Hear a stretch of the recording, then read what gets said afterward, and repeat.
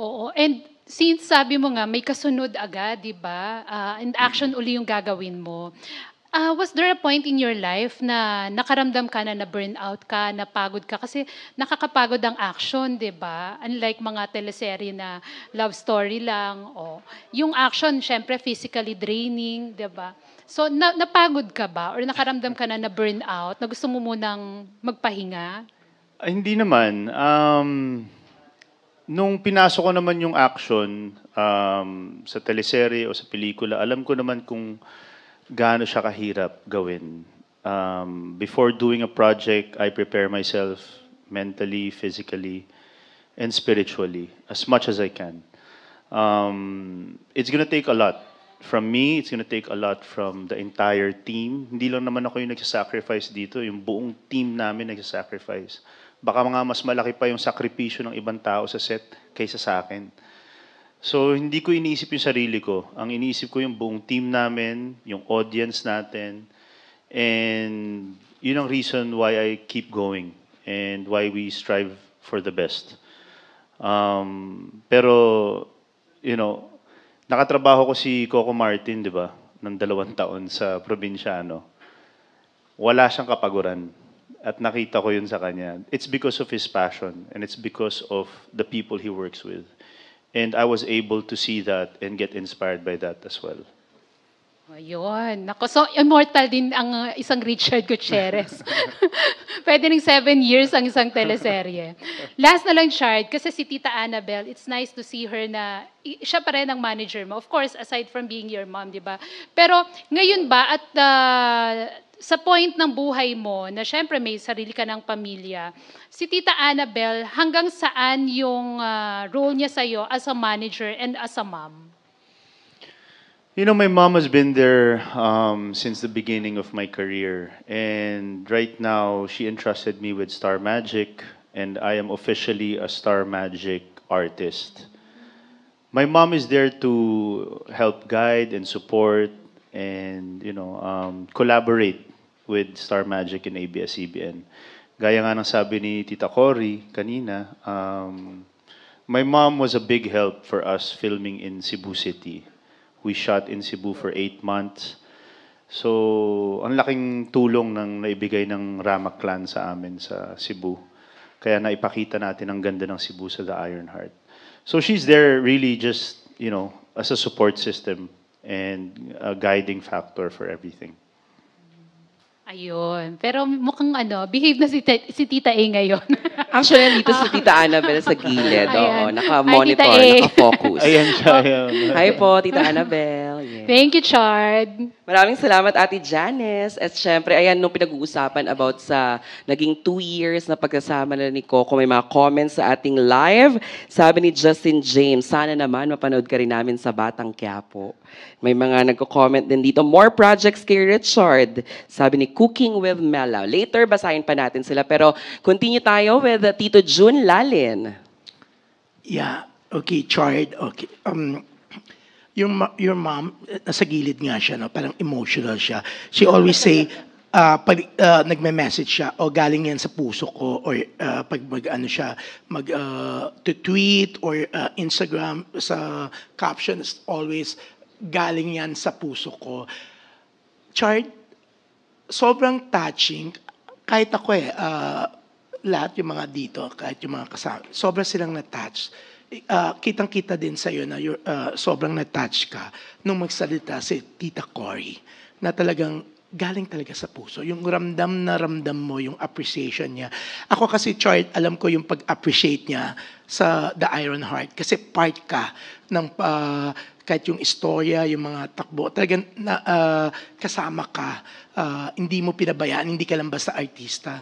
So, abang nagda-dialogue si Tita Cory kanina, ano yung nararamdaman mo, Chard? Na-overwhelm talaga ako sa sinabi ni Tita Cory at sa the way na nagpasalamat siya sa akin. Gaya nga nasabi mo, talagang heartfelt, and I'm very thankful also to her. Kasi nung ginagawa nga yung Iron Heart, uphill battle siya eh. Kasi kakatapos na ng pandemic and the network was going through a lot, and we were trying to do an action series. Hindi madali gumawa ng action series in terms of, production, budget, everything, and we all worked hard together para may angat yung The Iron Heart and for it to be successful. And I'm just thankful to Tita Cory because all along that journey, talagang nakasupport siya sa amin at naniniwala siya sa amin. And every extension, she would give it a go signal. Keep going, and she would always congratulate us.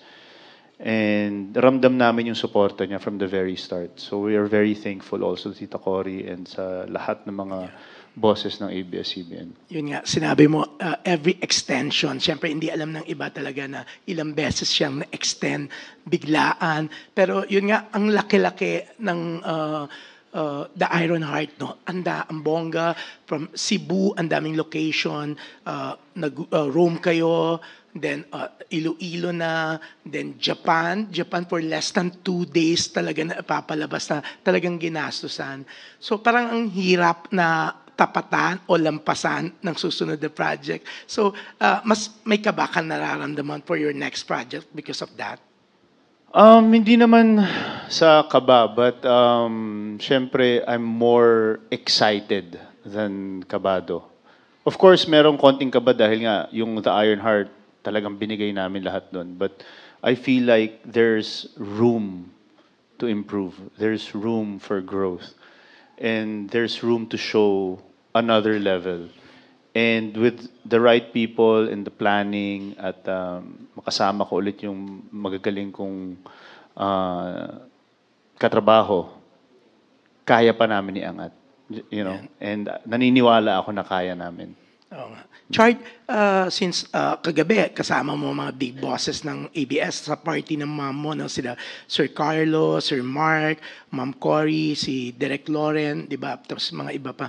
Oo, napag-usapan nyo ba na isasama na dito sa bagong contract mo ang pagpunta nyo sa Indonesia since number 1 ang Apollo doon? Siyempre, ito yung dub sa salita nila, no? Yung Apollo na araw-araw daw pinapalabas. And talagang grabe ang pagme-message ng mga Indonesians na gusto nilang makita si Tisoy, si Apollo, si Richard Gutierrez. Unang-una gusto ko magpasalamat sa lahat ng bosses natin, kay Sir Carlo, Sir Mark, Direk Loren, si Miss Love, and Tita Cory for celebrating with us last night sa birthday party ng mom ko. Thank you for attending. So magkakasama kami kahapon. Regarding sa Indonesia, nakakagulat at nakakatuwa kasi hindi namin ina-expect na ipapalabas kami sa Indonesia. And all of a sudden, pinalabas kami sa Indonesia, ang title ng show is Apollo. And pinapalabas siya ngayon every single day, Monday to Sunday. Nagsimula siya ng Monday to Friday, I think, and then ngayon ginawa ng Monday to Sunday kasi nga daw, nag-hit siya ngayon sa Indonesia. So I'm very thankful, I'm very grateful. It's another blessing, and I can't wait to visit Indonesia and thank the people there and meet the Indonesian fans. It's just a big blessing, and it's unexpected. It's unexpected blessings like this that I'm so grateful for. Yes. Yan. So, Chard, syempre mag-expect yung mga tao doon na kasi si Apollo nagbabahasa. Oo. Oo, mag-e-effort ka ba? Mag-aaral ka? Syempre, chika-chikahin nila si Apollo. Ikaw pagdating mo doon, di ba? Siguro mga greetings lang naman, no? And then, nag-ano na ako sa kanila, nag-video plug ako. Nagbahasa ka? Oo, nagbahasa ako. Pero syempre may script. Oo. Pero nahirapan pa rin ako. Oo. So, kailangan anda ka na. Pwede ba translator na lang? Kunin natin. Ako na mag-aaral for you. Wow. Pero, yan, alam mo, si Tita Annabel talaga nasa gilid siya, tahimik siya, na parang feeling ko, ninanamnam niya lahat ng mga sinabi ni Tita Cory, nila Richard, ng mga big bosses, di ba? It's so touching talaga, di ba? Nakaka-touch, di ba? DJ Jaiho, yan. Thank you. Maraming salamat, Tito Jun. Hindi ako nakakatawa ngayon kasi kanina, teary-eyed ako. Kaya nga. Pati sila Ian Parinas kanina na talagang, tapos makikita mo si Richard sa screen, di ba? Kasi nandito kami. Damang-dama namin yung pagka-touch niya, di ba? Ang ganda ng mga sinabi niya rin. Thank you. Maraming salamat, Tito Jun. Actually, kanina kami, while we're watching then the contract signing with the bosses, mararamdaman mo talaga yung sincerity, yung pagiging genuine ni Tita Cory sa message niya kay Chard. Pero thank you, Tito Jun, na-feel din namin yun. Talagang gumaralgal ang boses mo, no?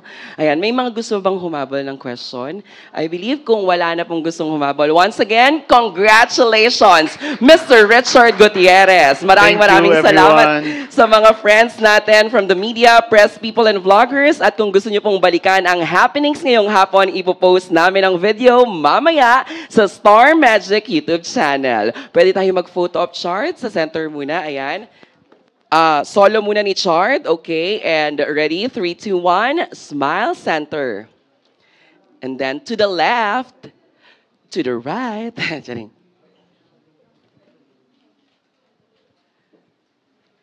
Perfect. At syempre kami din, dalawa, yes. Picture. Pa-picture ako, Apollo.